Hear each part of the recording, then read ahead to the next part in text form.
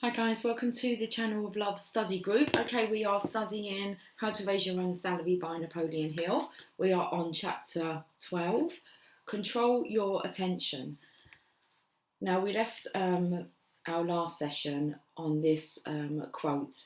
It will pay anyone to stand on the sidelines of life and watch himself go by so he may see himself as others see him. Okay, let's sort the hair. Control your attention. On the book, Lucy, on the book. Hill. Mr. Carnegie, you have named the 12th principle of the philosophy of individual achievement, controlled attention. Will you describe how this principle can be applied in the practical affairs of life? Let's just sort that bit of hair out. Carnegie. Very well. Let us take note, first of all, of the fact that controlled attention is directly related to all the previous 11 principles we have analysed. As a matter of fact, there is a portion of each of these 11 principles combined with the principle of controlled attention. From this, you will observe that the proper approach to mastery of the principle of controlled attention is by mastery and application of the 11 principles previously covered. Now let us define the term controlled attention and make sure we understand exactly what it means. It is the act of combining all the faculties of the mind and concentrating them upon the attainment of a definite purpose. The time involved in the act of concentration of thought on a given subject depends upon the nature of the subject and upon that which one expects in connection with it. Take my own case, for example. The dominating forces of my mind are, and have been for many years, concentrated upon the making and marketing of steel. I have others allied with me who likewise concentrate their dominating thoughts upon the same objective.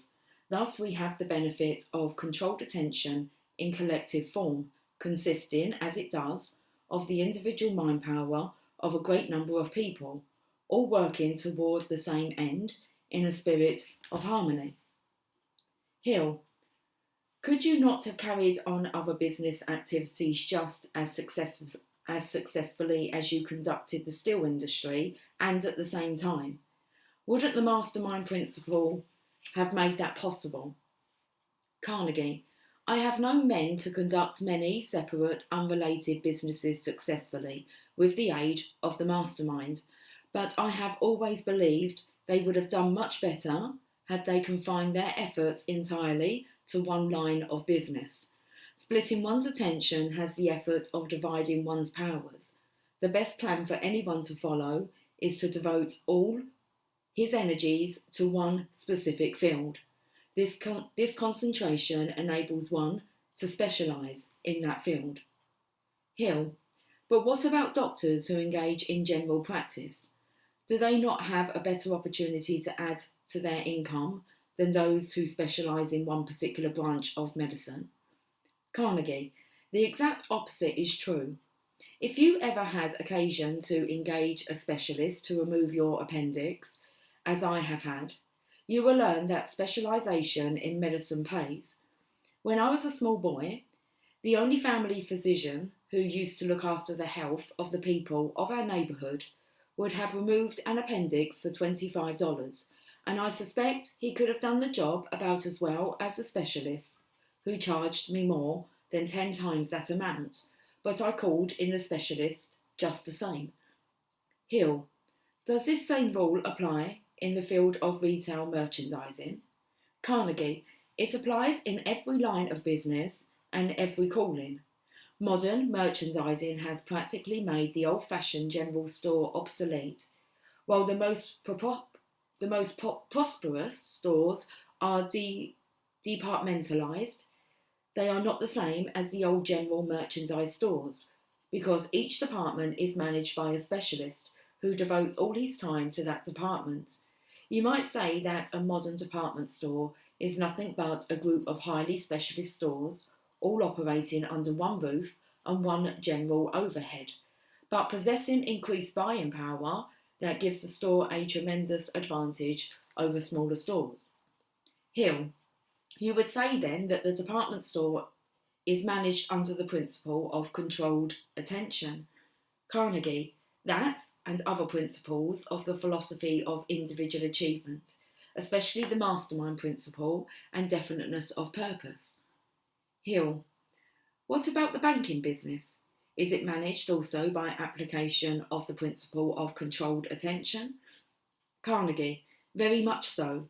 Every department of a large bank and practically every individual position in each department is highly specialised. The same is true of railroading. Practically every position in the railroad business is specialised. Promotions are from the bottom upward, and the men holding the most responsible positions have had training in nearly all the subordinate positions, but they never undertake to hold two jobs at the same time. It is the same in the steel industry. Men become highly skilled by confining their efforts to specialised work. Here too, promotions are from the bottom upward. All of our head men have served their apprenticeships in subordinate jobs in the operating end of the business. Hill, you believe then that the better opportunities of the future will be available to those who concentrate their efforts along some specialised lines. Carnegie, it has always been that way. Perhaps it always will be. Hill, what about the profession of teaching? Is it not possible for a teacher to prepare himself to teach many different subjects? Carnegie, it is possible but not advisable. The big universities are nothing but a group of associated colleges, each specialising in some particular branch of education. If it were practical for a teacher to do better work by devoting his efforts to a diversity of subjects, the universities would have discovered this long ago. Hill, what about the student who is preparing himself for a life work? Should he specialise in some particular branch of education? Carnegie, yes, if he knows what his definite major purpose in life is to be. Otherwise, he should confine his efforts to a general educational course until such time as he chooses a goal. Then he should continue his education through specialised training. The lawyer, for example, usually takes a course in general education, then specialises in law. The doctor usually does likewise. General education gives one an approach to organised thinking, self-discipline and self-reliance, all essential qualities for success in any calling. Hill, what about the stenographer? Should he or she concentrate on one line of work? The stenographer must specialise, obviously, before procuring a position. After that, he may have to engage in general service for a while, but the stenographer, who does not wish to remain in that sort of work, takes stock of his opportunities while engaged in general office work, and sooner or later specialises in some particular department through which he can promote himself to a better position. Many of the more successful business and industrial leaders of our time got their start through stenographic positions, where they had an opportunity to study the methods of their superiors. This is among the finest of all types of office work as far as preparation for executive responsibilities is concerned. The stenographer literally goes to school to highly skilled executives and is paid for doing so. Hill, what about the farmer? Should he specialise also? Carnegie, yes he should, but usually he does not. This is one of the major weaknesses of agriculture. The men who are making the most money from the soil are those who specialise in certain crops such as wheat, rye, barley and trucking.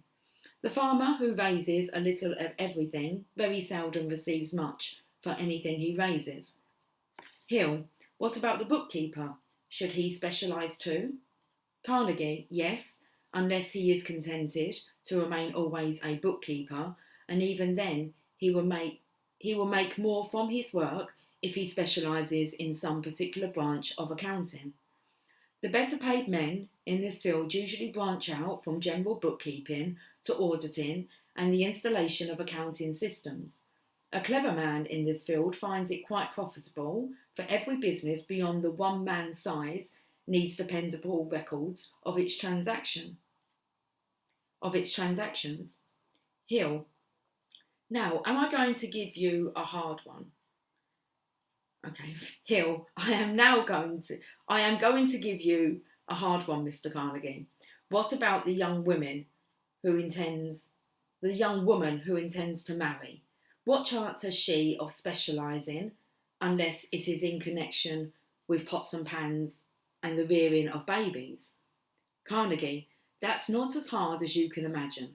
Of all the people who should specialise for a life work, I can think of no one who might do so to better advantage than the woman who intends to make marriage a career. Sure, she should specialise. She should specialise first in the psychology of managing a husband by learning how to inspire a man to do his very best. After that, she should specialise in household economy so she may contribute her part in managing the home. She should specialise also in dietetics so she will know how to feed a family the sort of food that aids in the maintenance of a sound health. Hill, but Mr. Carnegie, this looks like a lot of specialising. Wouldn't that make a housewife a sort of maid of all work? Carnegie, it need not. It all comes under the heading of preparation for the career of marriage, the greatest of all careers. The woman who completes a college course can plan her education so she can learn how to manage a home, and if she intends to marry, that is precisely what she should do. If she wishes to become a career woman, of course she should plan her education accordingly. Hill, so there seems to be no way out of the responsibility of concentrating one's effort if one is to succeed. Carnegie, no, the jack of all trades usually is good at none. There is some part that everyone can take in the scheme of affairs, some part through which he can render useful service and gain his just compensation. It is everyone's responsibility to find out what his part is and to prepare himself for it. A well-ordered life requires preparation. Before one begins to prepare, he should know for what he is preparing himself. That within itself is concentration of effort. The man who has no definite purpose in life, who cannot do some one thing and do it well, is like a dry leaf on the bosom of the wind. He will be tossed here and there, wherever the winds of chance carry him, but like the rolling stone, he will gather no moss. Unfortunately, the majority of people spend their lives in thus rolling. Hill, do you mean that a man should choose his definite major purpose before beginning his education and prepare himself to specialise in connection with that aim? Carnegie, not always. Seldom is a very youthful person who has not finished his basic education in a position to adopt who he has not... Okay, sorry, I'm going to reread that part. Not always. Seldom is a very youthful person who has not finished his basic education in a position to adopt a definite major purpose. In that case, he should complete his essential education through the grades and high school. If he still is unable to choose a major purpose in life, he should either go to work and learn, from experience, of the possibilities of different occupations, or go to college and take a general, liberal arts educational course.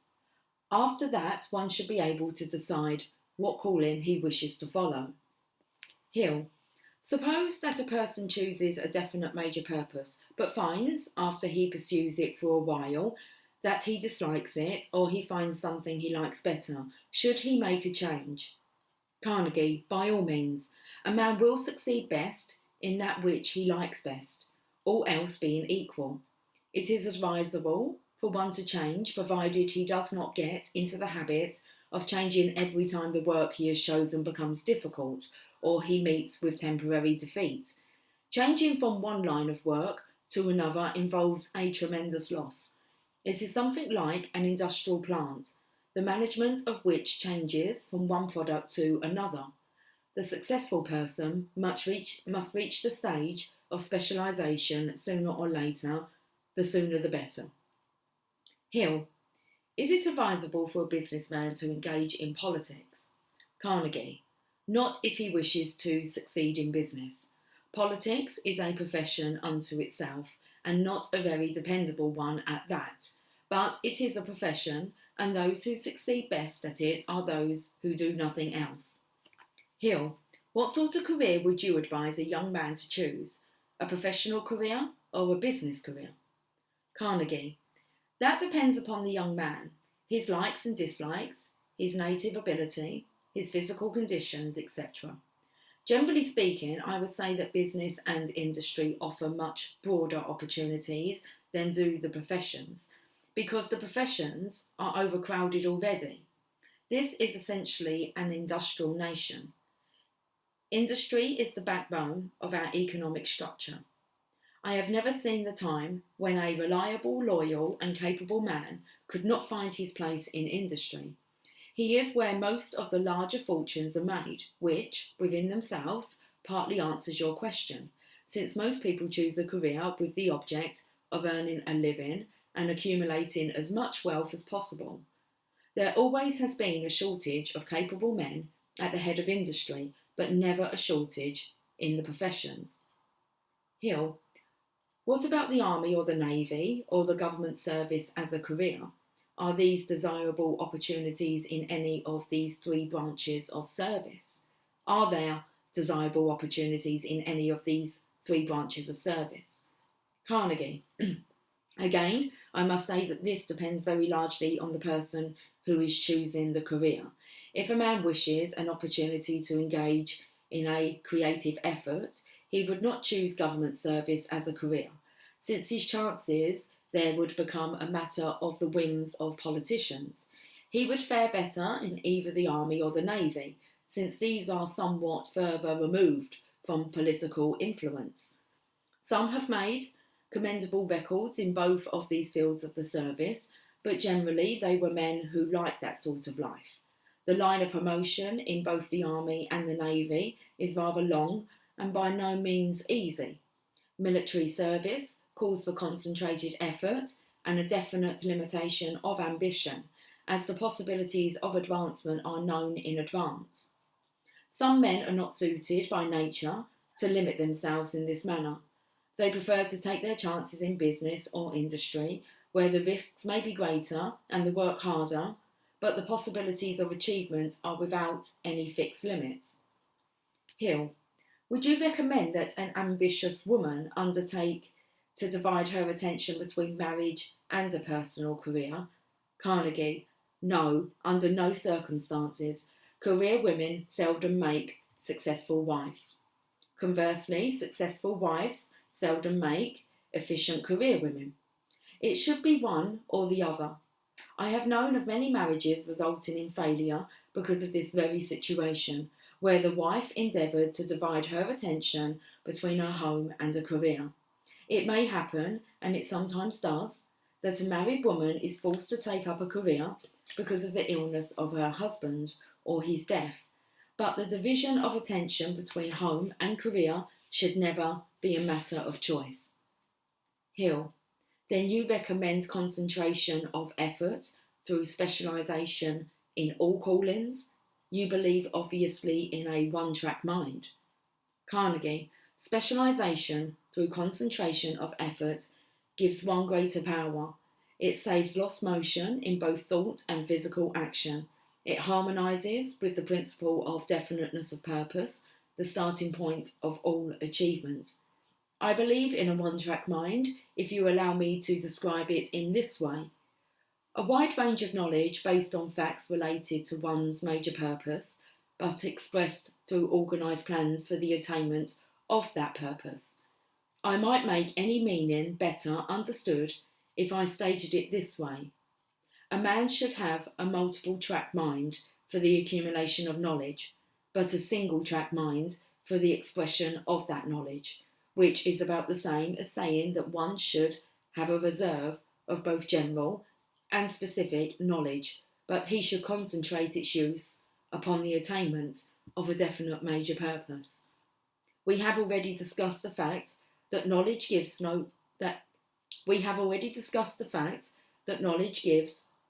gives one no power until it is organised and expressed in action. That requires concentration of effort. A man may be a walking encyclopedia of general knowledge, and I have known such people, but his knowledge will be practically useless until he organises it and gives it some form of expression through definiteness of purpose. Hill, I see what you mean. Definiteness of purpose implies concentration of effort. When a man decides to attain any definite end, he must of necessity concentrate his thoughts and his physical action upon that purpose. Carnegie, that's the idea. You see, therefore, that the person who has mastered and begun to apply the 11 principles of this philosophy previously discussed has begun, at least, to acquire the habit of controlled attention. I call your attention to the fact that the principles of this philosophy are so interrelated that the mastery and application of any one principle leads to the application of combinations of the other principles. Hill, you mean, for example, that when one adopts a definite major purpose as his life work and begins to carry out that purpose, he automatically begins also to make use of controlled attention, self-discipline, organised individual endeavour, organised thought, and self-reliance as a very minimum. He may, of course, be under the necessity of using many of the other principles depending upon the nature of his purpose. Carnegie, that's exactly what I mean. You see, therefore, how impossible it would be for one to single out a definite major purpose and begin carrying out his plans for attaining it without concentrating his attention on that purpose. Carry the analysis a step further and imagine, if you can, anyone mastering and applying the 11 previously mentioned principles of this philosophy without the aid of controlled attention. This principle is an indispensable part of the philosophy of individual achievement. If I had overlooked including it as one of the 17 principles, it would have projected itself into the philosophy wherever one began to apply the philosophy. Thus, you may acquire an understanding of the importance of controlled attention.